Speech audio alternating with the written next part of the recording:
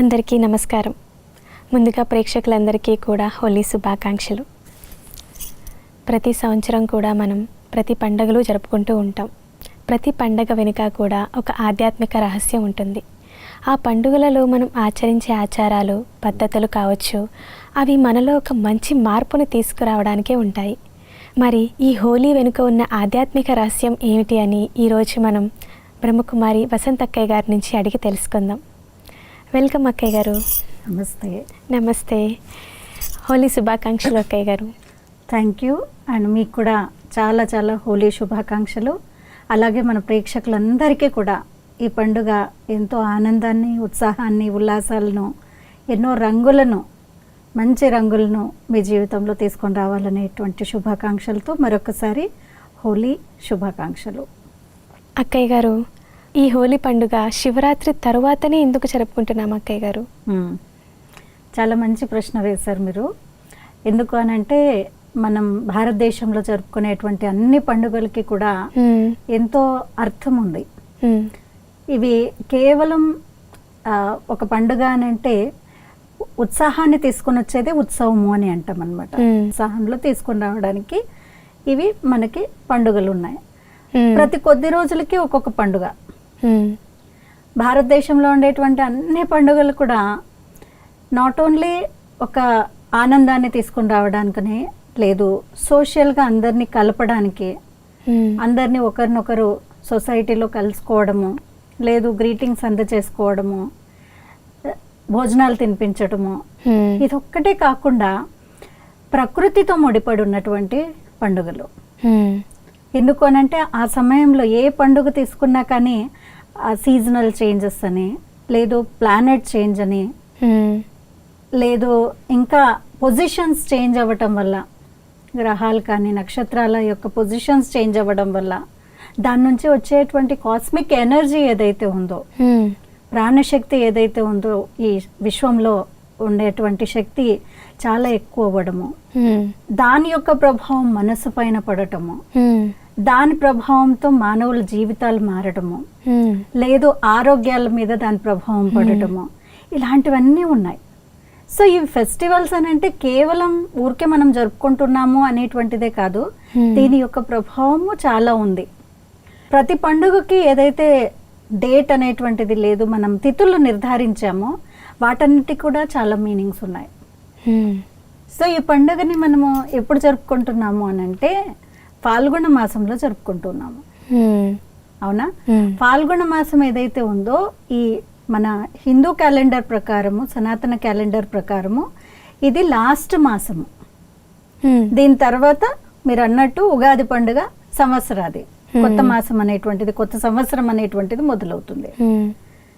So Shivaratri తర్వాత జరుపుకున్నాము అని మనం శివరాత్రి ఎపిసోడ్లో కూడా తెలుసుకున్నాము. శివరాత్రి అని అంటే పరమాత్ముడు నిరాకారుడు, జ్యోతిర్బిందు స్వరూపుడు, ఆయన ఈ సృష్టి పైన అవతరించారు కలియుగం యొక్క ఘోర అంధకారమైనటువంటి రాత్రిలో అనేటువంటిది తెలుసుకున్నాము. మరి ఆయన వచ్చి ఏం చెప్తున్నారు అని అంటే మన లోపల ఉన్నటువంటి చెడునంతా కాల్చేయమన్నారు. దానికి గుర్తుగానే శివరాత్రి తర్వాత మనం ఏం చేసుకుంటున్నాము? హోలీ పండుగని. దీంట్లో కామణ పండుగ అని అంటారు, కొన్ని చోట్ల కామదహనము అని అంటారు, హోలికా దహనం అని అంటారు.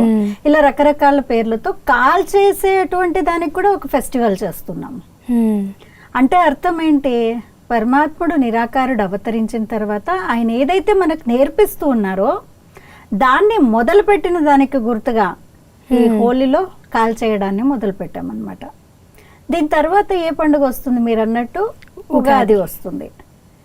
అంటే ఈ కాల్చేసిన తర్వాత మన జీవితము కొత్తగా అయిపోతుంది, సంతోషాల్లాసాలతో అయిపోతుంది, ఆనందంగా మారిపోతుంది. దానికి గుర్తుగా మళ్ళీ కొత్త సంవత్సరాన్ని మనం జరుపుకుంటూ ఉన్నాము. ఇలా సంవత్సరంలో ఉండేటువంటి పండుగల సీక్వెన్సెస్ కూడా ఏవైతే ఉన్నాయో ఆ సీక్వెన్స్ కూడా చాలా అందంగా తయారైంది, చాలా మీనింగ్ఫుల్గా ఉందన్నమాట.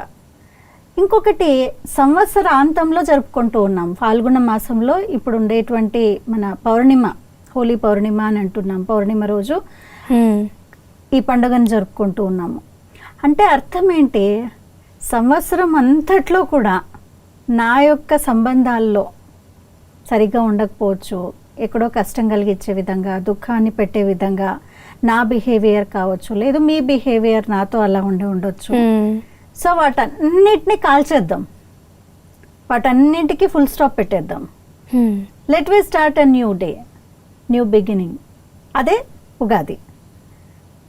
సో వాటన్నిటినీ ఫుల్ స్టాప్ చేయడము, లేదు అలాంటి సంస్కారాలు ఏవైతే ఉన్నాయో, అలాంటి అలవాట్లు ఏవైతే ఉన్నాయో వాటన్నిటిని కాల్చేయడానికి ఈ సమయంలో, ఈ సంవత్సరం యొక్క లాస్ట్ సమయంలో ఈ పండుగని మనం జరుపుకోవడం జరుగుతుంది. చాలా చక్కగా చెప్పారు అక్కయ్య గారు. మీరు అన్నట్టు హోలికా దహనం హోలీ రోజున చేసుకుంటాం, అది కూడా రాత్రిపూటనే ఎందుకు చేసుకుంటాం అక్కయ్య గారు ఈ హోలికా దహనం అనేది? అదే ఇంతకుముందు అనుకున్నాం మనము, పరమాత్ముడు అవతరించినటువంటిది అజ్ఞానం యొక్క రాత్రి, కలియుగం యొక్క రాత్రిలోనే కాల్చేస్తాం. అప్పుడు కొత్త పగలు అనేటువంటిది, కొత్త రోజు అనేటువంటిది మొదలవుతుంది. అది కొత్త సంవత్సరము. సో రాత్రిపూట ఎందుకు జరుపుతూ ఉన్నాము? ఇంకొకటి కాల్ చేసేదానికి కూడా పండుగ, కాల్ చేసేదానికి కూడా ఒక సెలబ్రేషన్ చేస్తూ ఉన్నాము. సో పురాణ కథల అనుసారంగా చూసినట్లయితే కామదహనం అని అంటున్నాం, లేదు హోలికా దహనము అని అంటున్నాము. ఈ హోలికా దహనంలో చాలా మంచి మీనింగ్ అనేటువంటిది ఉంది. ఎందుకని కాలుస్తూ ఉన్నాము, దేన్ని కాల్చాలి వాస్తవంగా?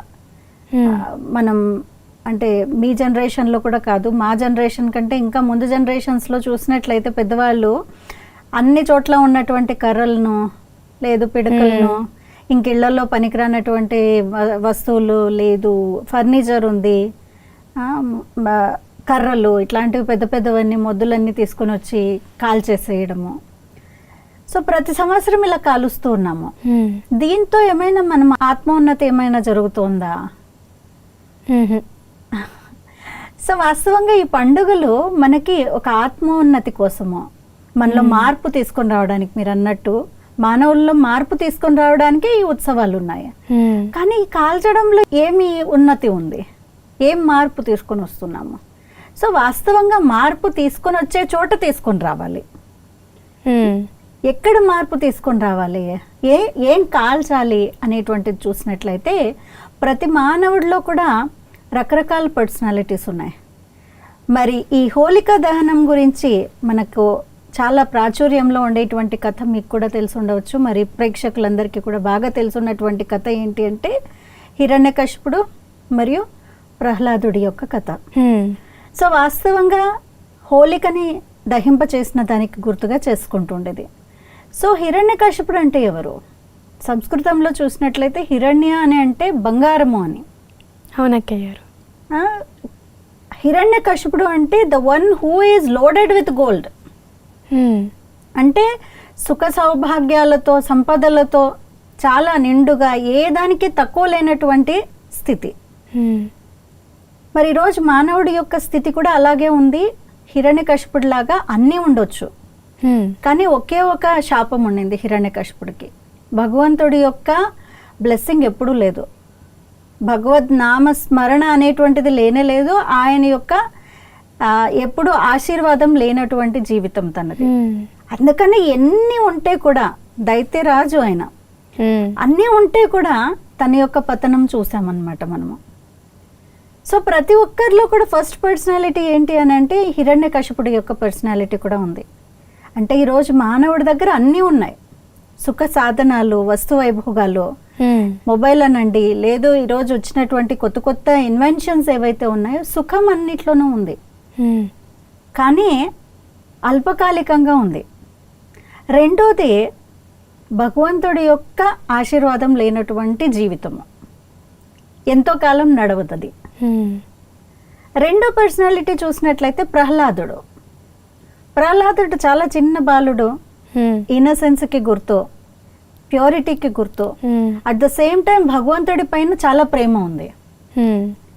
సో ఆయన్ని కాల్ చేయాలి అనేటువంటి సంకల్పం నాన్నకి అత్తకి వచ్చినా కానీ హోలిక దహింపబడింది, కానీ తను దహింపబడలేదు. ఎందుకు అనంటే పరమాత్ముడి యొక్క సత్యమైన ఛత్రఛాయలో ఆయన యొక్క స్మృతిలో ఉన్నాడు కాబట్టి అన్ని పరిస్థితుల్లో కూడా తను సేఫ్గా ఉన్నారు, ప్రొటెక్టెడ్గా ఉన్నారు. ఇంకొక అర్థం తీసుకున్నట్లయితే ప్రహ్లాద్ అని అంటే ప్రభుకి అవలాద్, అంటే పరమాత్ముడి యొక్క సంతానం, అంటే పరమాత్ముడి యొక్క ఛత్రఛాయలో నీడలో ఉండేటువంటి స్థితి తనది. సో ఇది కూడా ఉంది మన లోపల. రెండో పర్సనాలిటీ ప్రహ్లాదుడి యొక్క పర్సనాలిటీ కూడా ఉంది. ఎన్నిట్లో ఉన్నా కానీ ఎప్పుడో ఒకసారి భగవంతుడిని గుర్తయితే చేస్తూ ఉన్నాము, ఆయన్ని స్మృతి చేస్తూ ఉన్నాము, లేదో ఆయన యొక్క ఛత్రఛాయలో ఉన్నట్టు ఫీల్ చేస్తూ ఉన్నాము. మూడో పర్సనాలిటీ హోలిక యొక్క పర్సనాలిటీ కూడా ఉంది. అన్న చెప్పినటువంటి మాటల యొక్క ప్రభావంలోకి వచ్చి తనకి ఒక వరదానం ఉండింది, తను ఎప్పుడూ కూడా అగ్నిలో దహింపబడినటువంటి పెద్ద వరదానం. కానీ ఆ వరదానాన్ని ఎలా వాడేసింది? చెడు రూపంలో వాడేసింది అన్న ప్రభావంలోకి వచ్చి. సో కథలో చెప్పడం జరుగుతుంది, తన దగ్గర ఒక శాలువ ఉండింది, అది వేసుకుంటే తను ఎప్పుడు కూడా అగ్నిలో దహింపబడేది కాదు, రోజు అగ్నిలో ఆడుకునేటువంటిది హోలిక. కానీ ఎప్పుడైతే ఆమె ఒడిలో ప్రహ్లాదుడిని కూర్చోపెట్టి అగ్నిలో పెట్టారో ఆ శాలువ ఎగిరి వచ్చి ప్రహ్లాదుడి పైన పడింది. సో హోలిక కాలిపోయింది, మరి ప్రహ్లాదుడు రక్షింపబడ్డాడు అని. సో ఇలాంటి పర్సనాలిటీ కూడా మన లోపల ఉంది. సో వాస్తవంగా దేన్ని కాల్చాలి? ప్రతి సంవత్సరంలో లాగా కొంతమంది నవధాన్యాలని వేస్తూ ఉంటారు, లేదు ఈ కర్రల్ని, లేదు ఫర్నిచర్ని, పనికిరానటువంటివి, ఇవన్నీ కాల్చేస్తున్నామా? లేదు మన లోపల ఉన్నటువంటి కాముడు, కామ వికారము. కామ వికారము అంటే not only sex and lust, but దానికంటే సూక్ష్మంగా కోరిక, చాలా డీప్ ఇది. కోరిక ఏదైతే ఉందో, మన తెలుగు వాళ్ళు స్పెషల్లీ హోలికా దహనం కంటే ఎక్కువగా కామదహనము అని అంటున్నాము, కామಣ್ణ పండుగ అని అంటున్నారు కొన్ని చోట్లలో.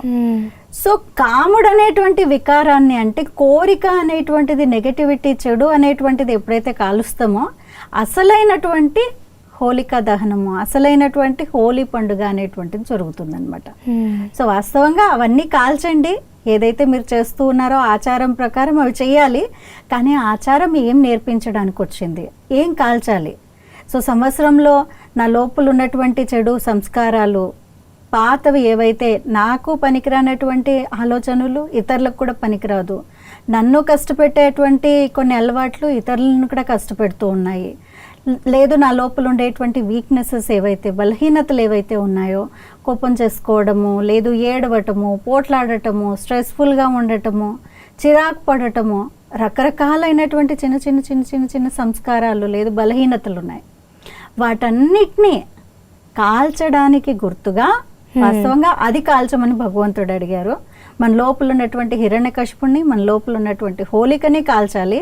అప్పుడు మనం ప్రహ్లాదుడిగా ఎప్పుడూ ఉండగలుగుతాము, ఎప్పుడు సంతోషంగా, ఎప్పుడు ఇన్నసెంట్గా, ఎప్పుడు ప్యూర్గా, ఆనందంగా భగవంతుడి యొక్క ఛత్రఛాయలో ఉండగలుగుతాం వీటన్నిటిని కాల్చినట్లయితే.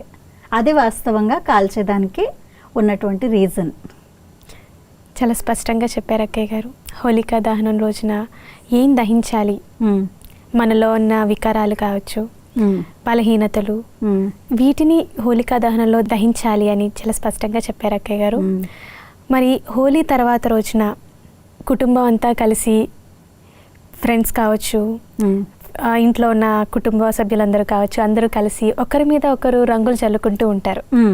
ఈ రంగులు చల్లుకోవడంలో గల అర్థం ఏమిటి అక్కయ్య గారు? సో హోలీ అనగానే ఫెస్టివల్ ఆఫ్ కలర్స్. అంతా కూడా ఎక్కడ చూస్తే అక్కడ కలర్సే, రంగుల హరివిల్లు అనమాట. ఈ పండుగ అంటేనే ఒక ప్రకృతిని, హరివిల్లు అనగానే, ఇంద్రధనస్సు అనగానే ప్రకృతిని మనకి గుర్తు చేస్తుంది. సో కలర్ వేసుకోవడము, ఇది ఎందుకని? నీళ్ళన్న వేసుకుంటూ ఉన్నారు, లేదు కలర్ని వేసుకుంటూ ఉన్నారు, గులాలని అంటూ ఉన్నారు, లేదు పిచికారీ తీసుకొని నీళ్ళని వేస్తూ ఉన్నారు, కలర్ నీళ్ళు, రంగు నీళ్ళని వేసుకుంటూ ఉన్నారు.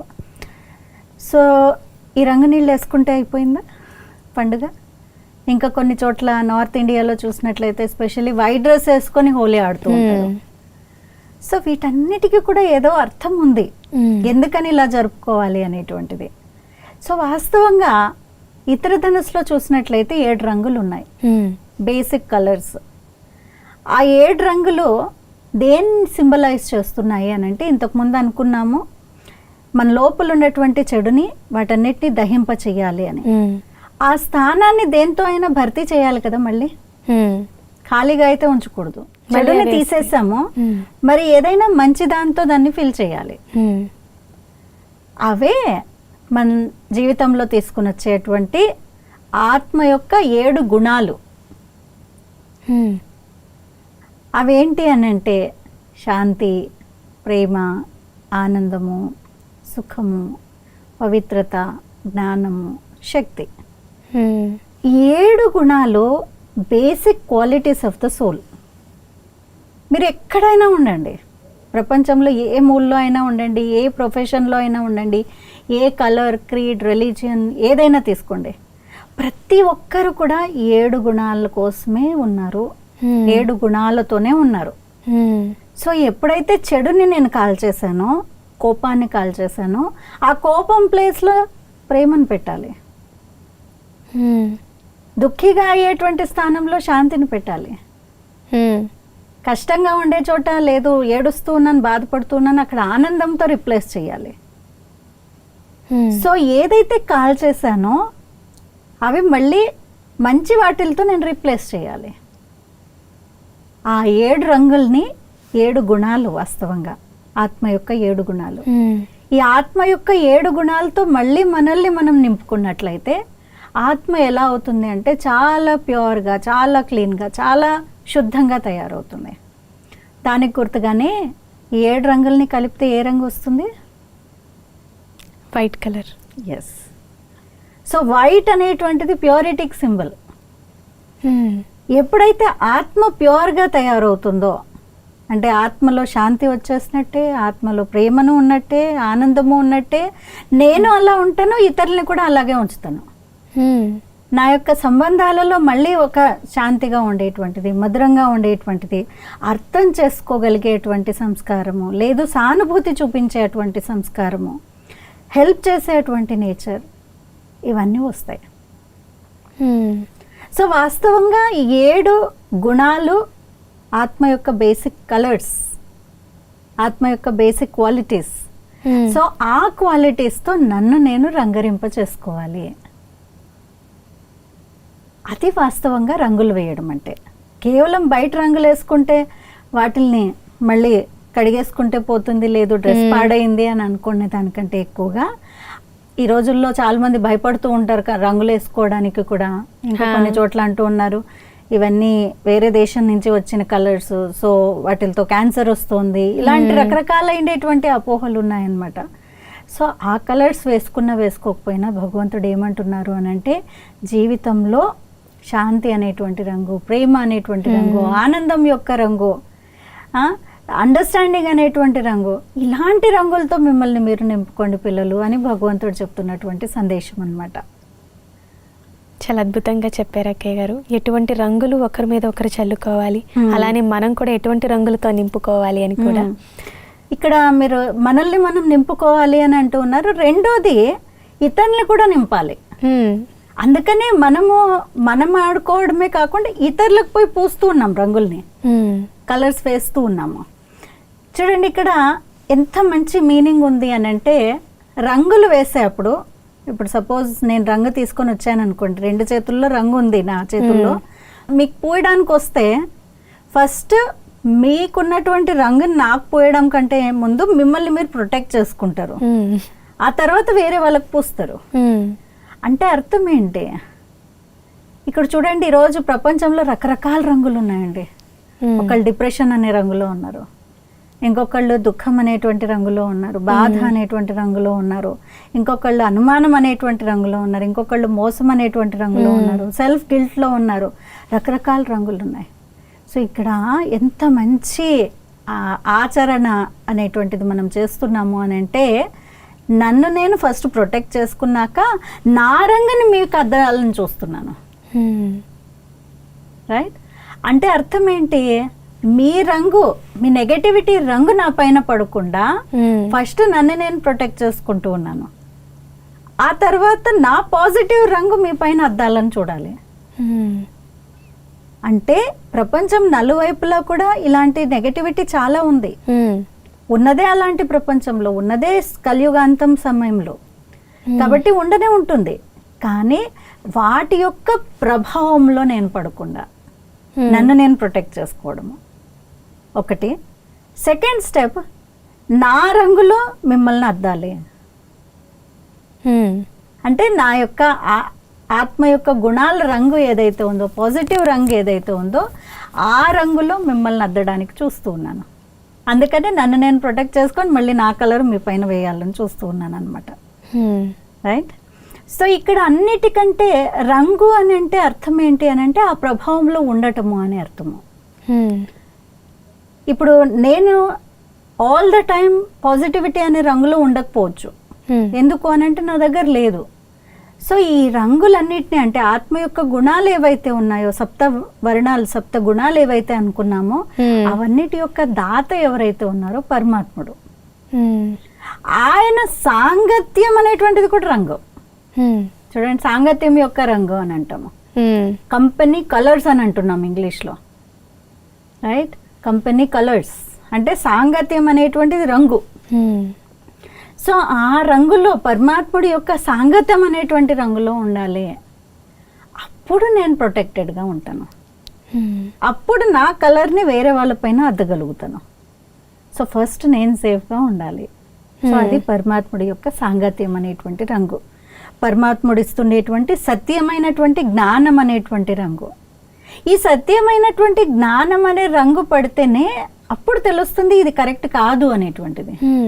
లేకపోతే అప్పటిదాకా నేను చేసిందే రైట్, నేనే రైట్, ఇంకా అందరు తప్పు, ఇదే భావనలో ఉంటాము.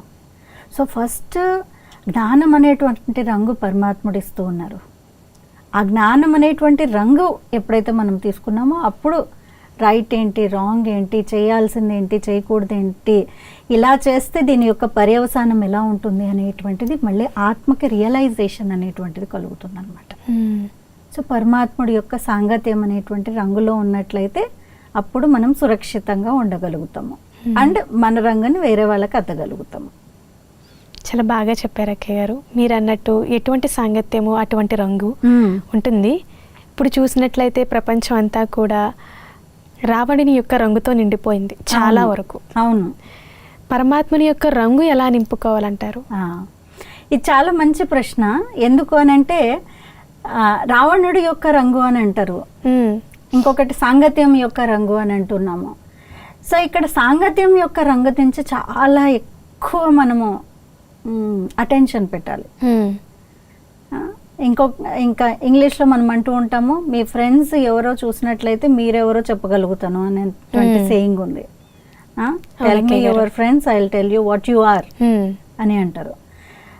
సో నేను ఎవరితో సాంగత్యం చేస్తున్నాను, ఇక్కడ ఇంతకుముందు అనుకున్నట్టు స్థూలమైనటువంటి సాంగత్యం ఒకటి, నేను మంచివారితో సాంగత్యం చేస్తున్నాను, మంచివారి సాంగత్యం యొక్క రంగులో ఉన్నాను అనేటువంటిది ఒకటి. అది ఈ రోజుల్లో చాలా మారిపోయింది. ఎందుకు అనంటే ఈరోజు మానవుడితో ఎక్కువగా సాంగత్యం కంటే ఎవరితో సాంగత్యం, ఫోన్తో. రైట్. సో దీంతో సాంగత్యం ఎక్కువైపోయింది. సో పరమాత్ముడి యొక్క సాంగత్యం అర్థం చేసుకోవాలి అని అంటే నేను ఏదైతే కాంటెంట్ యూస్ చేస్తూ ఉన్నానో అది చాలా చాలా ఇంపార్టెంట్. ఎందుకు అనంటే ఏది చూస్తూ ఉన్నానో, ఏది వింటూ ఉన్నానో, ఏది మాట్లాడుతూ ఉన్నానో, దేని గురించి చింతన చేస్తూ ఉన్నానో అది సాంగత్యం కదా. చాలా ఈజీగా I'm drifting away from the reality, the originality. ఎన్నోసార్లు అనుకుంటాను నేను పరమాత్ముడి యొక్క సాంగత్యం యొక్క రంగులో ఉన్నాను, నేను శాంతిగా ఉండాలి ఈ పరిస్థితుల్లో, లేదు వాళ్ళు ఇలా మాట్లాడితే నేను ఇలాగే రెస్పాండ్ అవ్వాలి, రియాక్ట్ అవ్వకూడదు అని అనుకుంటూ ఉన్నాను. కానీ ఇక్కడ ఏదైతే ఉందో అది ఇక్కడ ప్లే అవుట్ అయిపోతుంది. అవునా? సో నేను ఎవరితో చాట్ చేస్తూ ఉన్నాను, ఏం చూస్తూ ఉన్నాను, ఏం మాట్లాడుతూ ఉన్నాను, ఇది చాలా చాలా ఇంపార్టెంట్. దీని యొక్క ప్రభావం అనేటువంటిది, ఈ రంగు అనేటువంటిది చాలా ఉంది.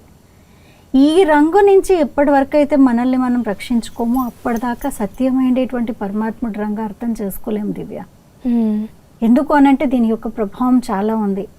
రంగు పడుతోంది అని అంటే అర్థం ఏంటి అంటే ప్రభావితం అవ్వటం అనే అర్థము కదా. సో ఒకటైతే నా చుట్టూ ఉన్నటువంటి వాతావరణం ఫిజికల్గా నేను మంచి వారితో ఉండటము, మంచి మాటలు మాట్లాడే వాళ్ళతో, లేదు మంచి స్థానంలో ఉండటము, ఇది ఇంపార్టెంట్. దాంతో పాటు లోపల ఏదైతే సాంగత్యం చేస్తూ ఉన్నానో, ఎందుకంటే ఈరోజు ఫిజికల్గా కంటే ఎక్కువ ఇక్కడ చాలా సాంగత్యం నడుస్తుంది.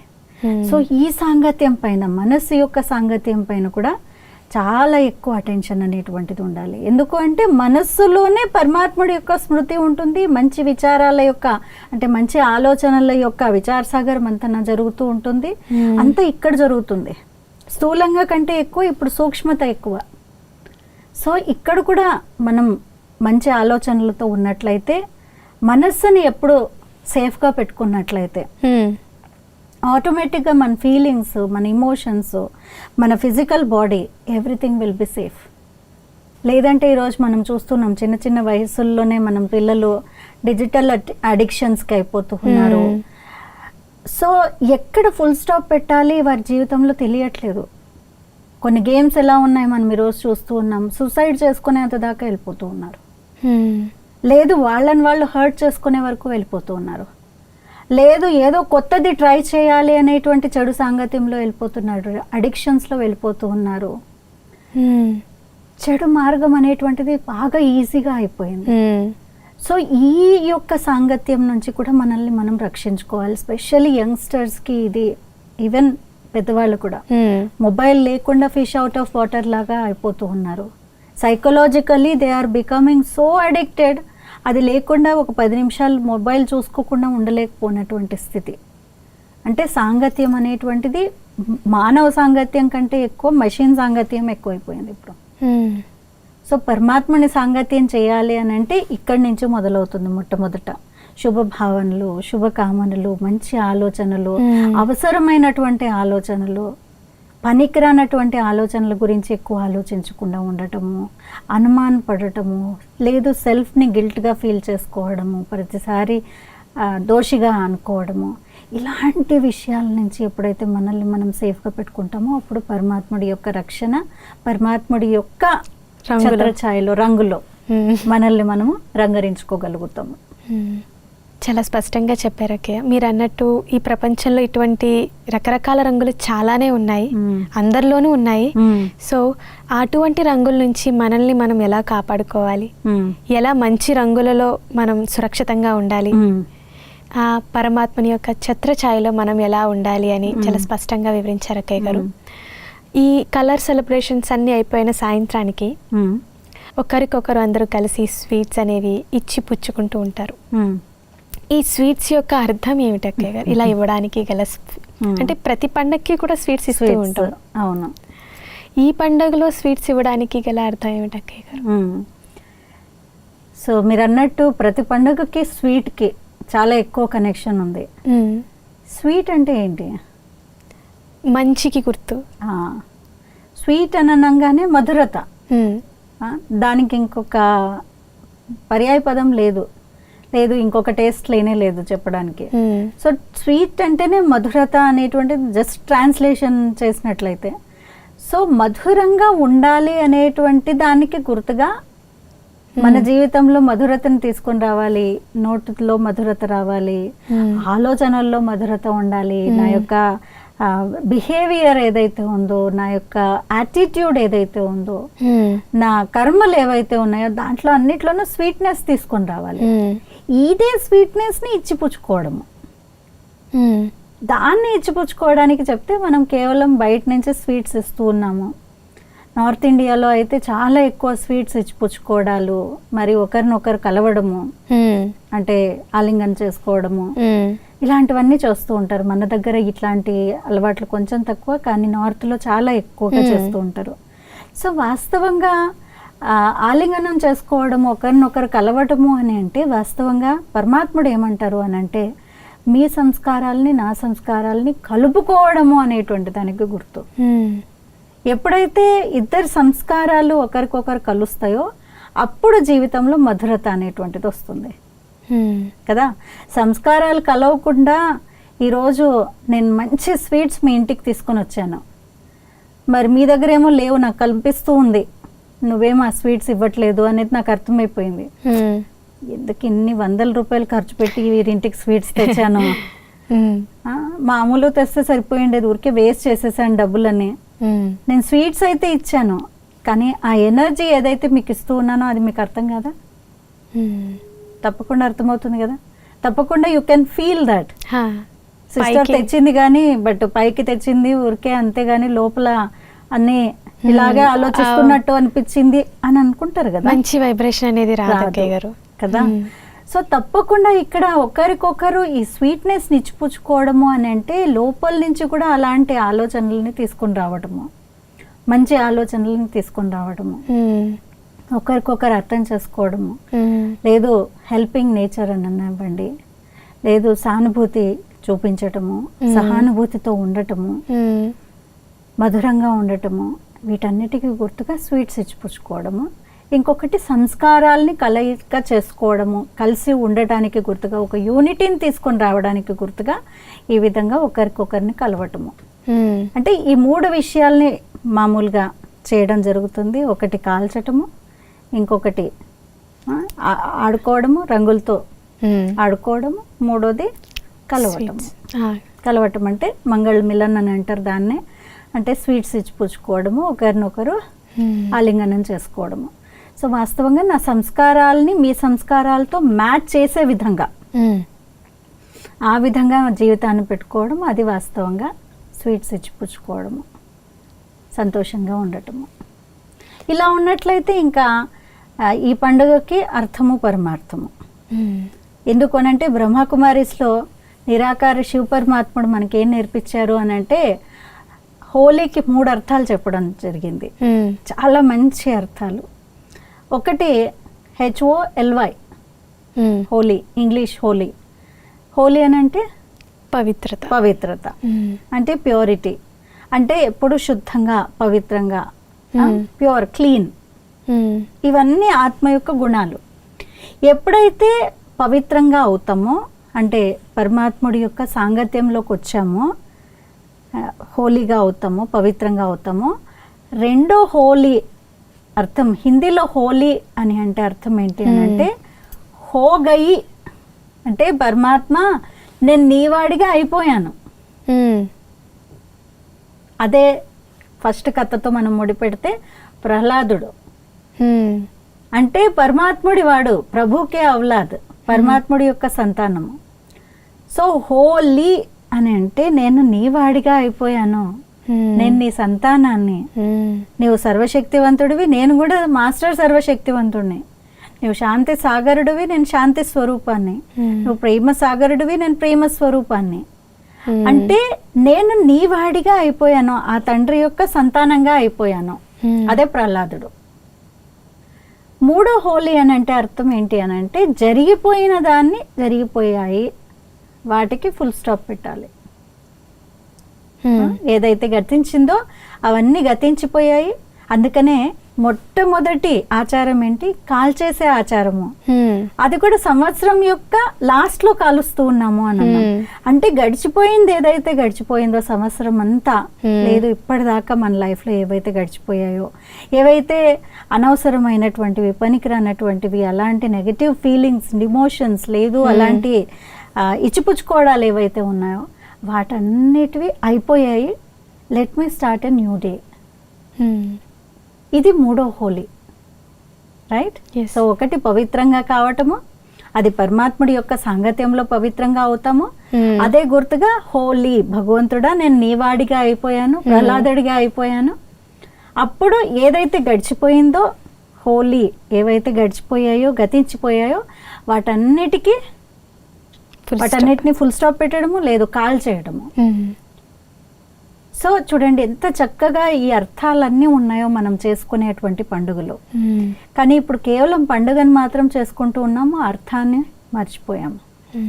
సో ఇప్పుడు స్పిరిచువాలిటీ, లేదు బ్రహ్మకుమారి స్పెషల్గా మనకి ఏం నేర్పిస్తూ ఉన్నారు అని అంటే సనాతన ధర్మంలో ఏవైతే అర్థాలు ఉన్నాయో, సనాతన ధర్మంలో ఏవైతే మనకు చెప్పారో, మీరు కేవలం ఆచారాలు ఒక్కటే చేసుకోకండి, ఆచారంతో పాటు ఆచరణ కూడా చేయించుకోండి అని చెప్తున్నారు. మనం అవే చేస్తున్నాం ఇక్కడ. కేవలం కాల్ చేయడము, లేదు రంగులు వేసేసుకోవడము, లేదు స్వీట్స్ పంచుకోవడం ఒకటే కాదు, దాని యొక్క అర్థం ఏంటి అనేటువంటిది ఆచరణలో తీసుకొని రండి. సనాతనంగా ఏదైతే చెప్తారో, యాక్చువల్లీ హోలీ పండుగ సత్యుగం నుండి ఉంది అని అంటారు. ఎందుకు అంటే సంతోషాన్ని తీసుకొని వచ్చే పండుగ. సత్యుగము అని అంటేనే ఆనందంలో ఉండేటువంటి యుగము. సో హోలీ అప్పటి నుంచి ఉంది అని అంటారు. సో ఇప్పుడు ఆ కలర్ వెళ్ళిపోయి నెగటివ్ కలర్లోకి వచ్చేసాం కాబట్టి కలియుగంలో ఏం చెయ్యాలి అనేటువంటిది సనాతనంగా మనకు చెప్పినటువంటిది బ్రహ్మకుమారీస్ కూడా ఇక్కడ నేర్పించడం జరుగుతుందన్నమాట. సో వాస్తవంగా మనం ధర్మం నుంచి బయటకు తీసుకొని రావటము లేదు వేరే ధర్మంలోకి తీసుకెళ్ళిపోవడం అలాంటిది కాదు. మన సత్యమైన ధర్మం ఏదైతే ఉందో, ఆత్మ యొక్క సనాతన ధర్మం ఏదైతే ఉందో, ఆత్మ యొక్క ధర్మం ఏంటి? శాంతి, ప్రేమ. ధర్మము అని అంటే సంస్కృతంలో ధారణ అని అర్థము. సో ఆత్మ యొక్క సత్యమైన ధర్మము, సత్యమైన ధారణ ఏంటి అంటే శాంతి, పవిత్రత, ప్రేమ, ఆనందము.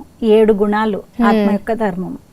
సో మనము ఆధ్యాత్మికతలో బ్రహ్మకుమారీస్లో ఇంకా ఎంత చక్కగా మనము మన ధర్మంలోకి స్థితం అవ్వాలి, మన సనాతనంగా ఏదైతే మన పెద్దవాళ్ళు నేర్పించారో దాంట్లో ఎలా స్థితం అవ్వాలి అనేటువంటిది నేర్పించడం జరుగుతుంది.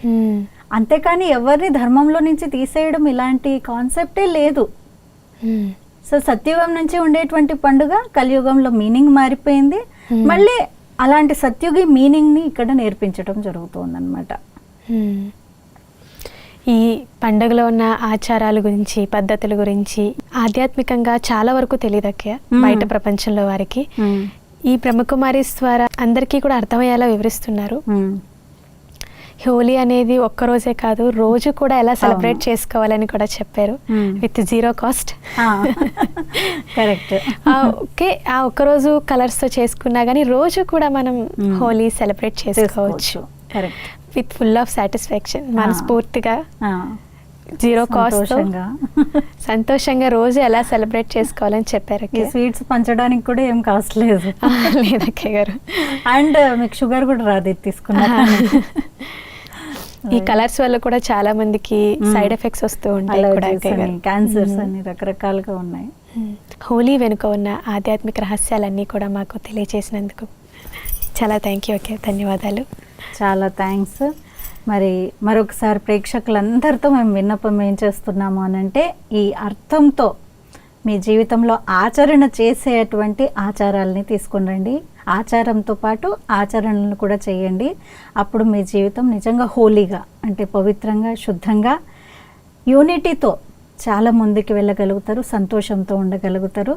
మరి ఇలాంటి మంచి రంగుల్ని మీ జీవితంలో మళ్ళీ అనుభవం చేయాలి అనేటువంటి శుభాకాంక్షలతో మరొకసారి అందరికీ కూడా హ్యాపీ హోలీ. విన్నారు కదా హోలీ వెనుక ఉన్న ఆధ్యాత్మిక రహస్యం.